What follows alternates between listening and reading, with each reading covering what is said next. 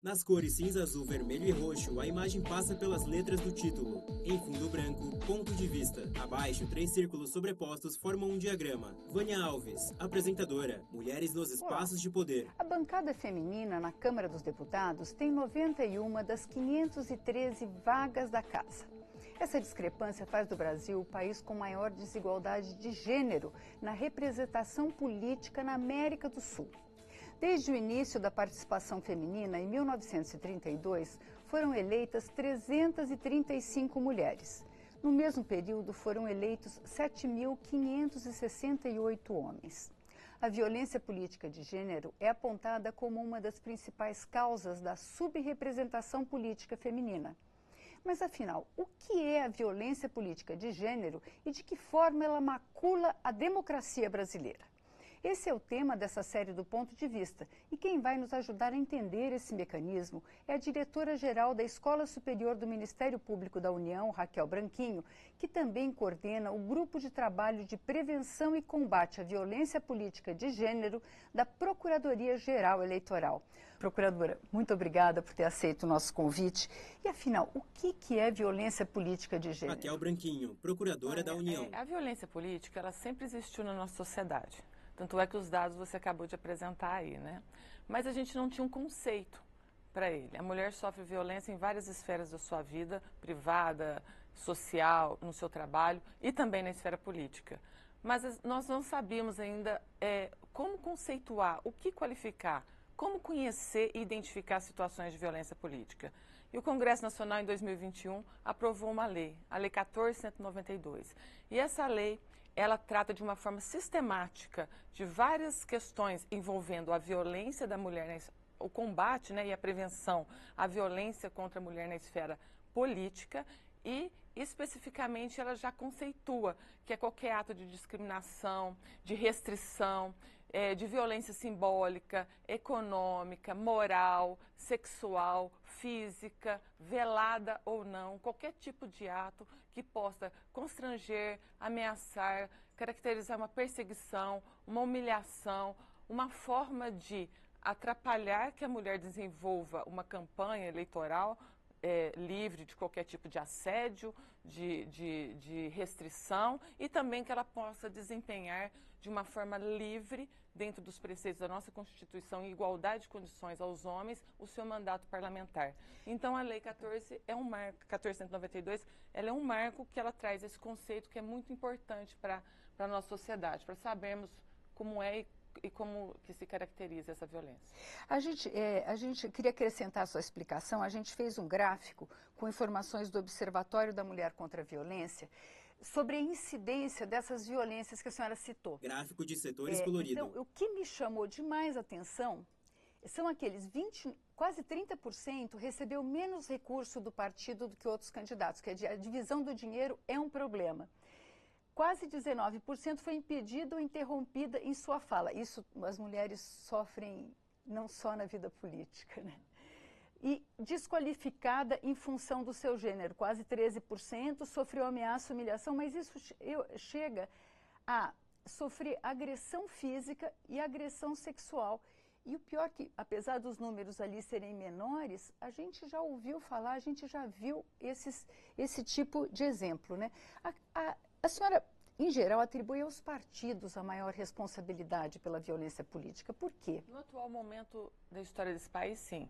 Porque nós estamos avançando aqui na nossa legislação em linha, né, com a pauta de direitos humanos do sistema ONU, do sistema OEA. O Brasil é signatário de todos os principais tratados, seja da ONU, seja da Corte Interamericana de Direitos Humanos, de prevenção contra a discriminação e violência política, e estamos sempre acompanhando esses instrumentos. A nossa legislação interna, ela vem desde o final da década de 90, trazendo legislações para garantir uma política mais destinada a essa pauta de direitos femininos, porque se nós temos lá na Constituição a igualdade de gênero, né, entre homens e mulheres, no artigo 5º, inciso 1º, justamente o primeiro inciso dos direitos e garantias fundamentais, o que seria mais importante, nós temos um déficit democrático muito grande, porque na realidade nós não temos na vida cotidiana essa igualdade. Então, quando nós caminhamos com a legislação interna também, garantindo direitos, cotas, financiamento, direitos iguais na propaganda. E nós estamos até analisando isso de forma cronológica, que vem sempre avançando, e hoje eu posso falar que nós temos um microsistema jurídico de prevenção e combate à violência política, dentre essas a violência financeira e econômica, que são esses 29,55% que você apontou aí. Nós temos no eixo de nosso sistema democrático um ator muito importante, que é ele quem realiza o mecanismo da democracia representativa no nosso país, que são os partidos políticos.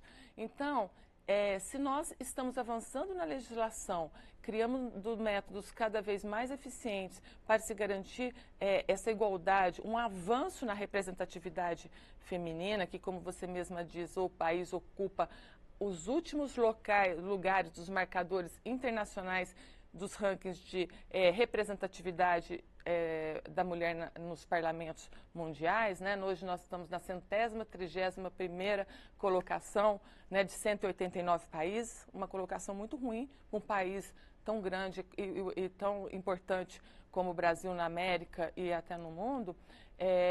Nós, por outro lado, não conseguimos implementar essas políticas e daí nós temos esse entrave no próprio partido político. Porque primeiro, porque eles refletem as estruturas da nossa sociedade e refletem estruturas a partir de uma visão machista, patriarcal, em que a mulher nunca ocupou e não se foi permitido ocupar um espaço de poder, inclusive dentro dos próprios partidos políticos. Então, precisamos realmente discutir com quem opera esse eixo da nossa democracia, que são os partidos. O que eles vão contribuir para melhorar essa nossa realidade? A senhora falou, a gente está falando aqui de uma legislação protetiva. A legislação diz respeito às mulheres que são candidatas e exercem mandato, mas dizem também respeito a outra participação, né, a participação dentro dos partidos. Tem alguma previsão? Tem alguma forma de efetivar a participação? Porque realmente, se a direção, ninguém quer perder o espaço que tem, né? Se a direção de um partido é só masculina, é difícil que ele vá... Raquel Branquinho, procuradora da União. Sim. Além da questão do espaço de poder, que é uma luta natural entre todos, independentemente do gênero, nós temos a questão, como eu falei, estrutural, de não se ver, não se colocar a possibilidade da mulher ocupar esse espaço dentro das esferas de poder no nosso país. Tanto é que a cúpula do judiciário reflete o mesmo déficit democrático do próprio parlamento. Não é um problema apenas da mulher ali dentro do parlamento, é um problema da sociedade que é depois refletido em violência institucional, porque é estrutural. Quando ela está dentro das instituições, ela se reflete nessa violência institucional em relação à participação da mulher em igualdade de condições. A Lei 14.192, ela trata de várias vertentes nessa sistemática de complementar o sistema para trazer mais garantias para a participação feminina na política. Ela tanto criminaliza condutas que possam violar o direito fundamental político eleitoral feminino, que é o artigo 326B hoje do Código Eleitoral, que protege as candidatas e detentoras de mandato político especificamente, né, com penas para quem são os agressores de 1 a 4 anos, podendo aumentar dependendo das situações. Essa lei traz um comando também para os partidos políticos, e esse comando é o que vai abranger os direitos femininos na sua amplitude, não apenas das candidatas e das detentoras, que é para que eles implementassem nos seus estatutos sociais regras de prevenção e combate à violência política de gênero.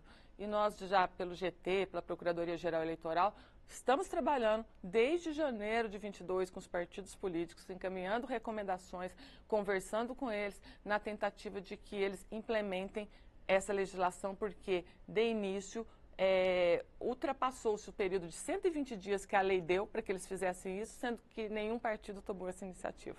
Só após essa provocação que vem sendo feita pelo Ministério Público Eleitoral que nós estamos avançando. Por quê?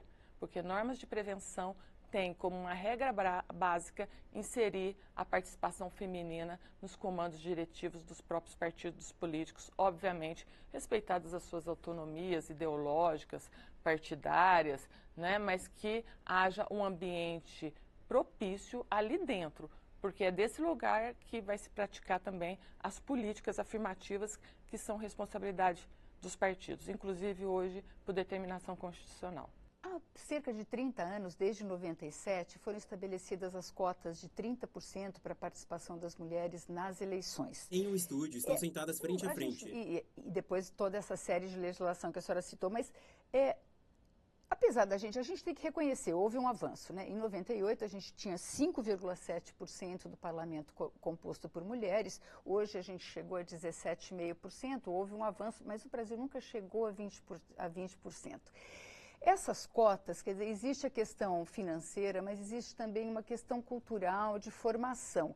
É essa questão dos partidos que é importante da formação, porque só ter candidata uma pessoa que nunca fez política, que não tem interesse por isso, como é que é essa questão? Porque, inclusive, as acusações de fraude nas cotas são muito frequentes, né? É extremamente importante esse ponto, Vânia, porque muitas vezes a gente fala, nossa, mas nós temos cotas desde 97, né? E hoje ainda estamos com 17, 18% de representatividade, menos do que a média mundial, que é de 25,30%. Isso incluindo países do mundo todo, de todos os continentes, né? De todas as culturas, inclusive aquelas culturas em que a mulher não tem uma participação independente na sociedade.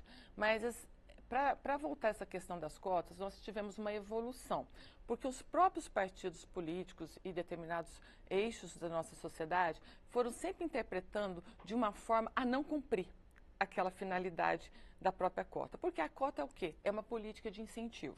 É como se fosse um investimento em que o Estado brasileiro está fazendo para que haja uma correção com um espaço de tempo mais curto de algo que está deficitário, que haja um problema na nossa sociedade com uma questão envolvendo a própria Constituição, que é a falta de representatividade feminina. Só que ao longo do tempo, os partidos sempre foram aplicando as cotas de forma restritiva, com interpretações que não alcançavam a finalidade da lei. Vou dar um exemplo. No início, quando surgiu a questão de ter 30% das cotas para algum gênero, e óbvio que seria o gênero feminino, porque o masculino é a maioria dentro dos partidos e como os candidatos, alguns partidos passaram a aplicar 100% de candidaturas masculinas. Aí se perguntava, por que 100% se a gente tem que ter 30%? Porque a interpretação era, se eu tenho o registro, se eu posso registrar 100 candidatos no total, eu registro 70 homens. Então, eu não preciso ter nenhuma mulher. Ao longo do tempo, foi tendo o aperfeiçoamento do sistema, com outras legislações em 2009 e em 2014 teve uma interpretação do TSE vedando esse tipo de prática.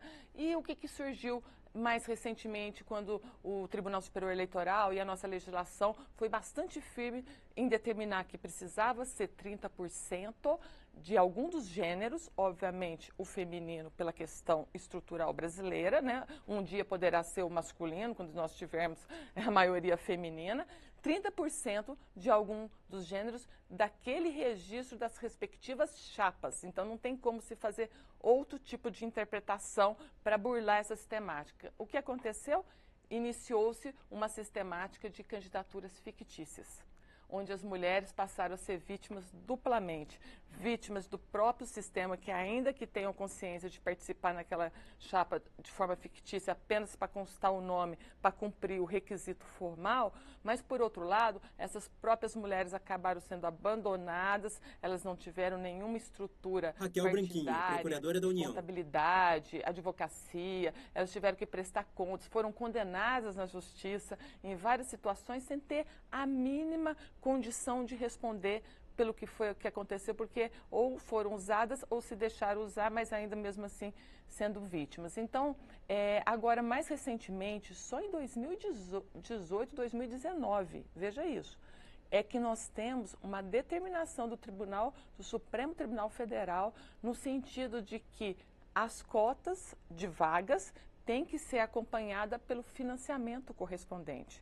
Até 2018, Vânia, os partidos entendiam que eles não tinham nenhuma obrigação de financiar as candidaturas femininas. Bastava formalmente, quando se fazia, cumprir esse espaço, né, de complementar as chapas com 30% de candidaturas femininas, mas não havia uma obrigatoriedade no entendimento, né? Obviamente, nosso entendimento não tem como haver uma campanha sem financiamento, não existe assim para os homens, eles têm as suas campanhas financiadas, mas as mulheres nunca tiveram. A partir de 2018, 2019, com uma interpretação do Supremo, se determinou que haja o financiamento proporcional ao quantitativo de mulheres nas respectivas chapas, considerando essa base de 30%, e isso foi constitucionalizado pela emenda constitucional 117 em 2022, em que inseriu um artigo ali no artigo 17 da Constituição Federal, um parágrafo determinando a obrigatoriedade tanto da proporcionalidade do financiamento financeiro, né, receber recursos para essas campanhas, como da proporcionalidade das campanhas de veículos de mídia, também que as mulheres deveriam ter acesso a esse tipo de estrutura dos partidos. Então, nós verificamos que o problema, ele é um problema estrutural, é um problema grave, porque a legislação ela vem avançando ao longo do tempo, só que nunca se teve a vontade realmente de cumprir a lei e, pelo contrário, foram se criando mecanismos para desviar o cumprimento dessa finalidade legislativa, que era criar uma sistemática mais favorável Mulheres nos espaços de poder. haja mais representatividade política, principalmente agora.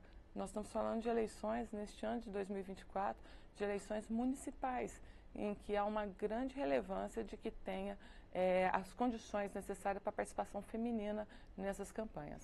Então, mas como que se dá a fiscalização disso? Porque a gente falando em eleições municipais, então a pulverização é imensa, né, procuradora? Essa aqui é a luta que nós temos feito. A gente tem trabalhado com os partidos, encaminhado as recomendações com os eixos diretivos do que eles deveriam cumprir a partir de toda a legislação que existe aqui no Brasil para melhorar os mecanismos deles de financiamento das campanhas femininas, na igualdade de condições das campanhas masculinas.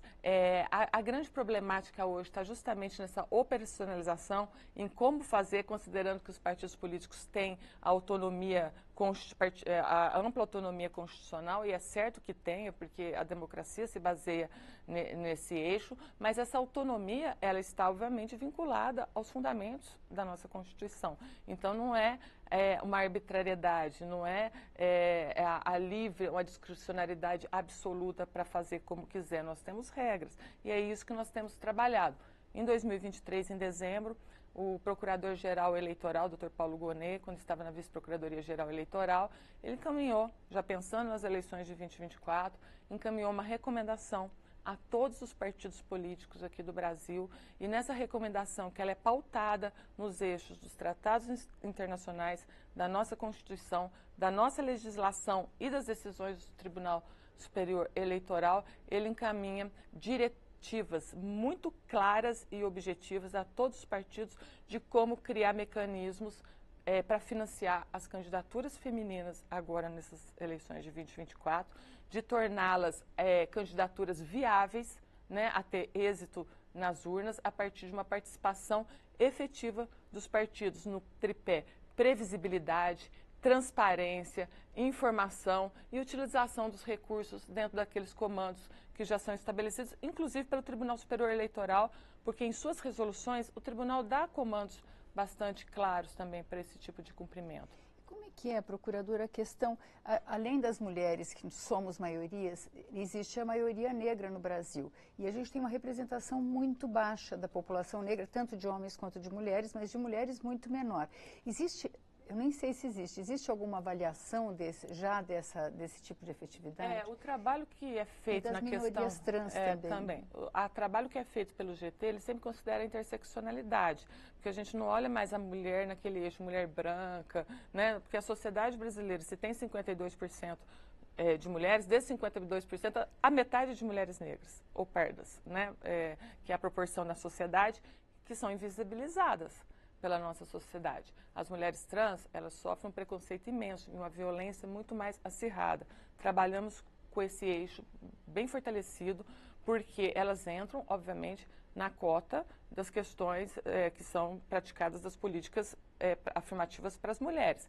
As mulheres negras, especificamente, ainda tem uma política que foi estabelecida pela Lei Complementar 111, que não é apenas para mulher, pela emenda constitucional, desculpa, que não é apenas voltada às mulheres, mas a todos os candidatos negros, que é um incentivo econômico. Raquel Branquinho, procuradora da União. Estado brasileiro, né, porque o financiamento das campanhas hoje é praticamente 100% com recursos do Tesouro Nacional. Então, quando eu estou falando desse incentivo econômico, é um incentivo que a sociedade está pagando para que os votos em pessoas pretas e também mulheres sejam contados em dobro e eles repercutam no financiamento em dobro, repassem em dobro dos recursos dos fundos de campanha, de financiamento das campanhas e do fundo partidário para esses partidos que tiverem esses votos. Quer dizer, os partidos recebem mais do fundo eleitoral, vão receber mais do fundo eleitoral na medida de votos para esses candidatos negros. Na medida que conseguirem, porque se pensou, nós já temos vários eixos de políticas afirmativas. Vamos fazer um incentivo econômico, porque geralmente o incentivo econômico ele cala fundo, né, em todos e é um incentivo realmente mais efetivo. Ainda estamos patinando, porque essa política ela é prevista num período de até 2030, porque se estabeleceu um período para se fazer, pensando que seria mais efetivo, conseguiríamos mais votos, mais cadeiras para essas representatividades nos parlamentos, e a partir de 2030 não seria tanto necessário, porque quando houver uma mínima condição de ocupação desses espaços políticos por pessoas pretas, por pessoas trans, por mulheres, imagina-se que vai ter uma melhor condição na sociedade de incentivo para outras campanhas e outras participações no mesmo sentido, né? Ou seja, quando se vê representado no parlamento a pessoa trans, a pessoa negra, ela entende que é possível hoje para uma jovem almejar ser uma representante política, ainda que não seja uma candidata, mas na sua esfera, na sua vida comunitária, na sua vida social. Ao contrário, o que nós vemos hoje da nossa sociedade, dos nossos partidos e até mesmo dos nossos parlamentos? Aqueles índices que você mostrou ali. Porque muito daquilo acontece dentro das câmaras, dentro das assembleias legislativas, dentro das câmaras e do Congresso Nacional. Aquele tipo de apagamento, de violência, de toque indevido nas mulheres, de desligar os seus microfones, de não permitir que elas falem. Então, nesse processo de incentivo econômico, imagina-se que uma maior representatividade vai ter um círculo virtuoso na política. Mas nós ainda patinamos, sabe por quê? A autodeclaração. Muitas pessoas que até pouco tempo não se consideravam pretas ou pardas passaram a se autodeclarar até dentro dos partidos políticos como candidatos e ocupando, em tese, vagas que seriam ou vagas políticas, ou mesmo cadeiras, ou até na própria candidatura, que seriam destinadas a essa política específica, o que tem um efeito assim, bastante perverso, inclusive na comunidade de pessoas pretas que estão reclamando seus direitos e com muita propriedade. Eu acho que o Tribunal Superior Eleitoral vai ter que ter um olhar sobre isso também, como é que vai se fazer para fazer que essa política seja realmente voltada para aquele foco que ela foi destinada. Mas quando nós falamos em mulheres, nós pensamos na pluralidade das mulheres na sociedade. Tanto é que o crime de violência política contra a mulher, violência política de gênero, tem como vítima uma mulher trans também. Inclusive, já foi recebida uma denúncia de uma vítima, mulher trans, preta, de um município do estado do Rio de Janeiro, pelo Tribunal Regional Eleitoral do Rio de Janeiro. Elas possuem pele branca e cabelo curto castanho.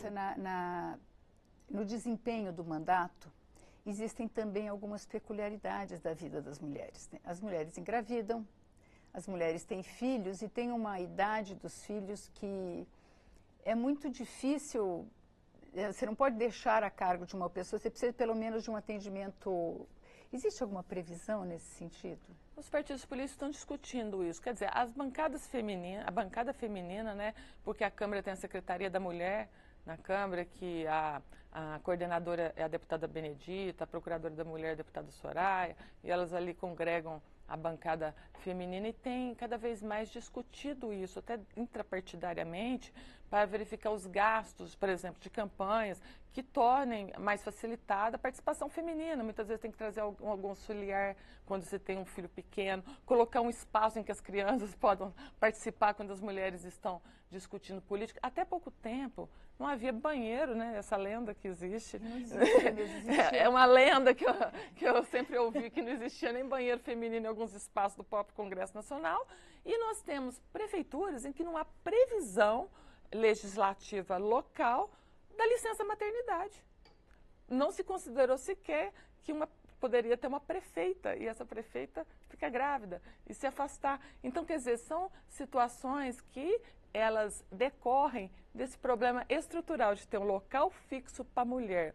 Ela participa da vida privada, da família, do cuidado. A mulher não é vista como uma atora política importante que possa ocupar os espaços dentro da sociedade. Até pouco tempo, estamos tentando discutir isso, sendo que hoje as mulheres respondem economicamente por grande parte do PIB desse país, inclusive mulheres solo, mães que cuidam dos seus filhos, dos seus pais, em várias estruturas. Como elas podem não estar representadas nas câmaras municipais, que se chamavam câmaras de vereadores, né?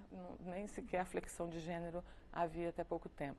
Então é esse debate que eu acho que tem que ser feito com a sociedade, porque como você mesma disse no início, ninguém quer ceder espaço de poder. Isso faz parte do jogo, né? Político, de qualquer... Mas nós também temos, para além disso, alguns movimentos políticos, partidários e de representantes eleitos pela sociedade que estão pautando retrocessos legislativos graves, como houve neste ano uma PEC, a PEC 09. Raquel Branquinho, procuradora da União. Trazendo uma ampla anistia, uma ineficiência muito grande para todas essas políticas que nós estamos falando aqui, que nós sequer alcançamos 20% e teríamos uma avalanche de retrocesso. Nós temos a discussão do Código Eleitoral, que ali há algumas previsões que possam representar um retrocesso. Então, eu acho muito importante que, para além dessa questão do espaço, o parlamento esteja realmente atento para essa questão social que está pulsando na nossa sociedade. Tanto é que faz 2 anos que esse debate ele se estabeleceu de uma forma muito intensa.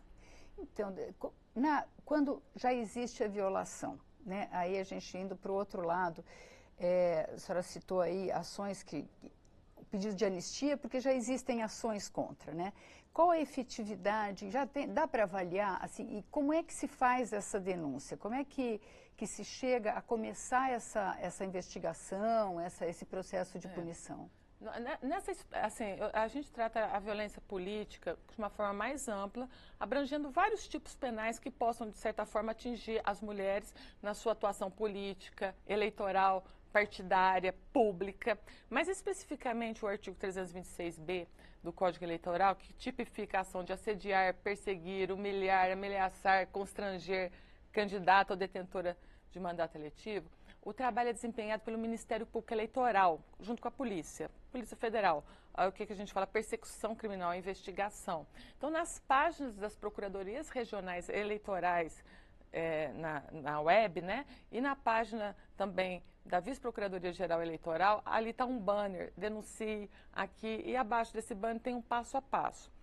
Paralelamente, nós representamos pelo GT várias situações que infelizmente ocorreram desde o início do nosso trabalho lá em 2022 e hoje nós já temos mais ou menos 53 representações criminais que nós encaminhamos para os locais adequados com competência para apurar esses fatos e acompanhamos mais ou menos um eixo de 200 a 210 situações que já ocorreram e que estão sob análise da Justiça desde o início desse nosso trabalho. E a gente vem passo a passo monitorando o comportamento do sistema em relação a essa legislação, porque nós temos um problema, não é só o parlamento que tem um problema estrutural, não é só a cúpula dos poderes. O sistema de justiça, ele também tem que se capacitar na perspectiva de gênero. Os Ministérios Público Eleitoral, nós temos também um problema de trazer esse entendimento para os colegas que são os operadores disso na base, nesse dia a dia, porque muitas vezes há um olhar em que ainda revitimiza.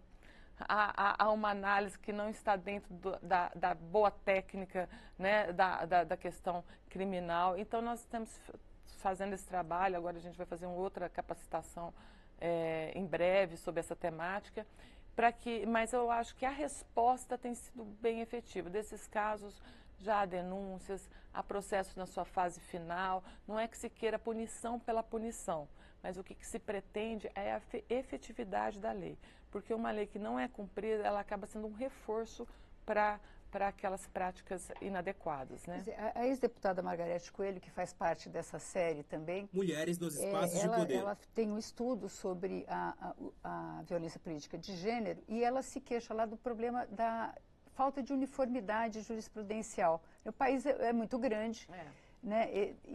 Isso é um problema. É um problema, mas não é só nessa área. É um problema em qualquer crime, em estelionato, em roubo. Sempre tem aquelas questões de competência, de análise processual, dentro da técnica ali do direito, que a gente não vai fugir disso, que vai esperar determinado momento ter uma decisão de um tribunal superior. É o tempo que muda isso. É uma lei que foi aprovada em agosto de 2021, que nós já temos mais ou menos 200 casos sendo acompanhado, monitorado com câmara de coordenação e revisão do próprio Ministério Federal ali acompanhando, pautando o sistema de como deve agir de uma forma mais adequada. Em agosto de 2022, a cúpula do Tribunal Superior Eleitoral, representada pelo ministro Fachin, ministro Alexandre de Moraes, ministra Carmen Lúcia, ministro Benedito, que eram naquele momento, o Procurador-Geral da República, o Vice-Procurador-Geral Eleitoral, que era o Dr. Paulo Gonet, hoje Procurador-Geral da República, assinaram um pacto, um termo de atuação conjunta, ou seja, a cúpula do sistema, no enfrentamento à violência política contra a mulher, violência política de gênero, passando um passo a passo de como trabalhar de uma forma mais efetiva e colocou esse documento para todos os promotores, promotoras de justiça eleitoral, para todos os juízes e juízes. Então, aos poucos, está tendo uma conscientização de como trabalhar melhor essa matéria. Agora, sempre vai ter aquele entendimento, esse crime é esse ou é aquele, aquela análise que vai sendo feita mais dentro da própria ótica do direito. Agora, mesmo. Durante aí a campanha, eu vejo uma violência política ser cometida contra uma pessoa. Ela precisa fazer a queixa ou eu posso? Quem é que move essa ação? Essa pergunta é importantíssima, porque até a Lei 1492, os dispositivos do Código Penal que poderiam proteger, tutelar, salvo a hipótese de violência física, né, de uma lesão corporal, alguma coisa assim, eram crimes que dependiam de representação da vítima. Crimes contra a honra, que são assim, crimes de muito difícil para se processar, porque a vítima acaba ficando exposta, ela tem que ir lá, representar, contratar advogado, acompanhar, gastar. Agora não, a Lei 1492, ela tornou um crime de ação penal pública incondicionado. É dever do Estado, é dever do Ministério Público, é dever do aparato policial investigar. Qualquer pessoa pode fazer a representação pelos canais do Ministério Público. Se for um fato mais grave, chega na delegacia de polícia, no promotor de justiça eleitoral, ou seja, os canais são múltiplos, mas tem nas redes... Aqui é o Branquinho, procuradora da União. Na web, né? Depois eu posso deixar a página também para vocês divulgarem, onde se faz a representação, porque a partir desse momento que se chegou a essa comunicação de crime, é dever do próprio sistema investigar e dar o resultado. O resultado vai ser o mais rápido possível? Nem sempre.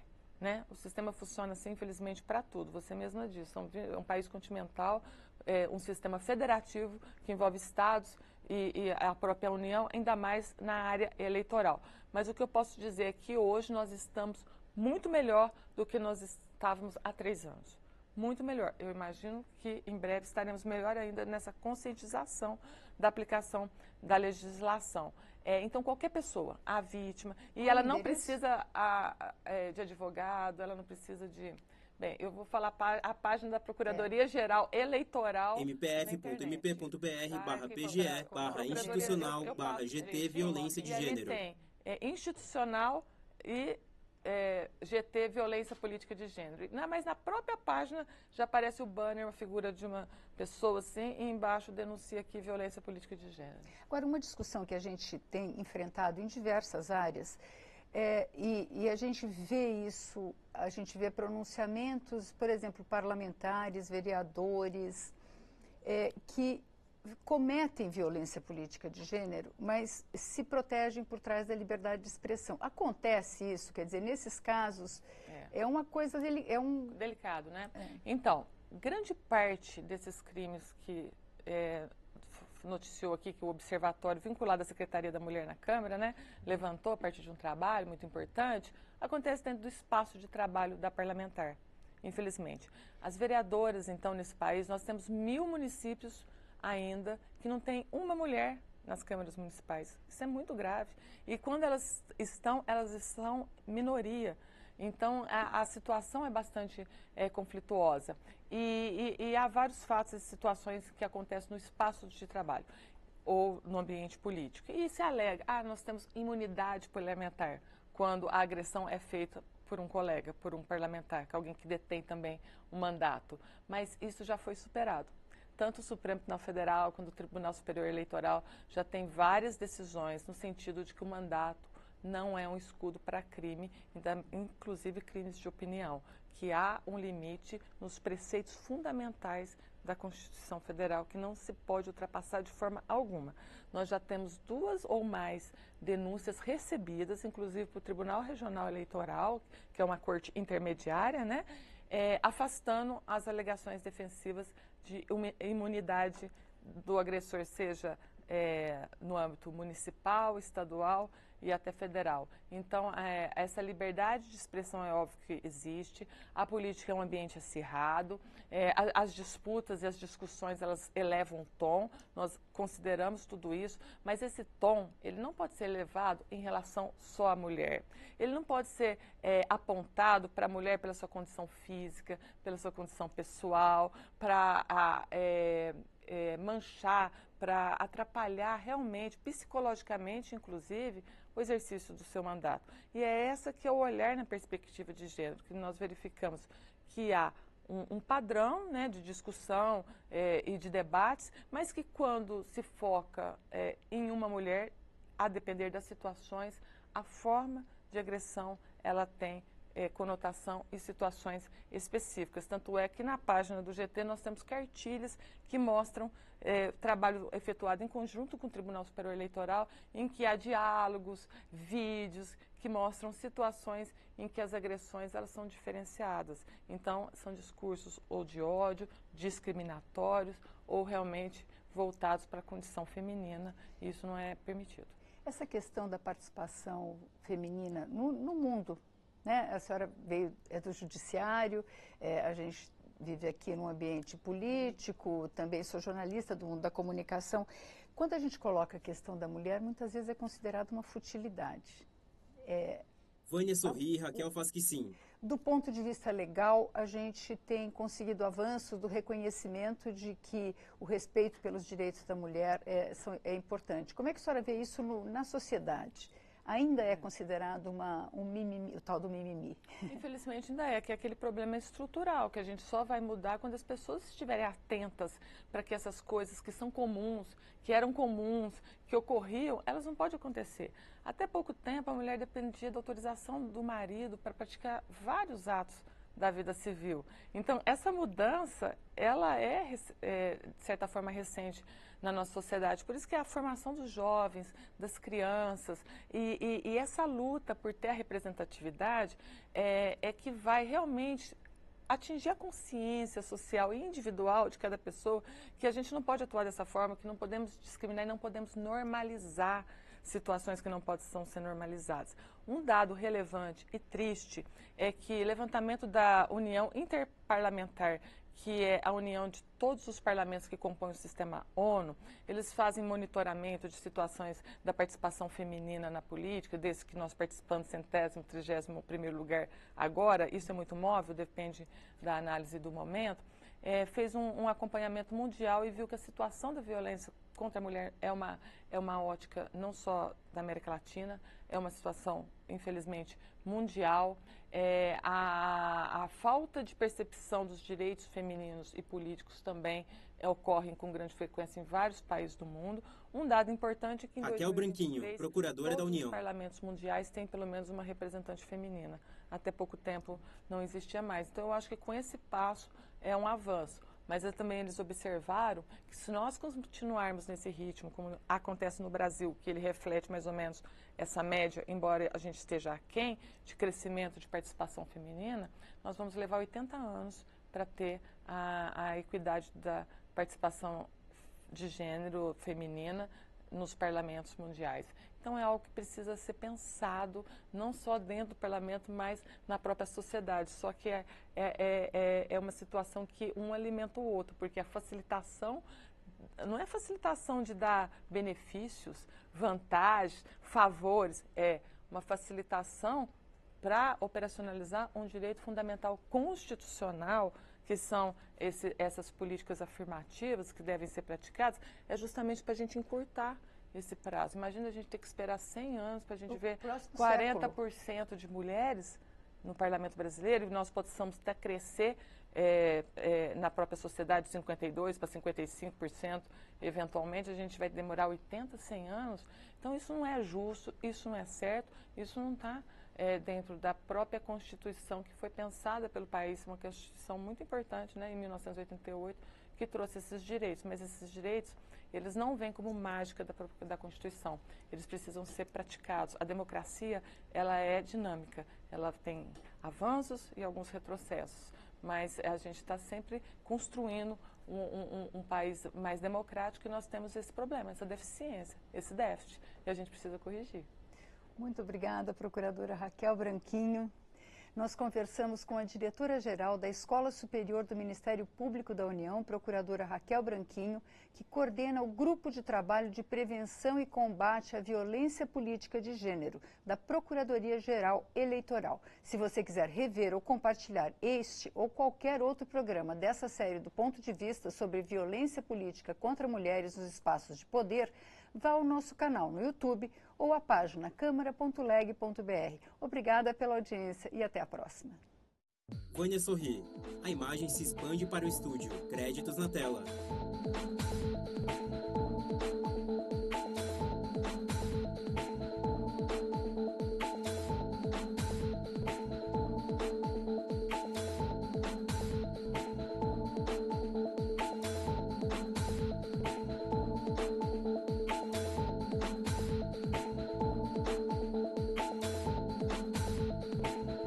Logo Câmara dos Deputados. Brasília, julho de 2023.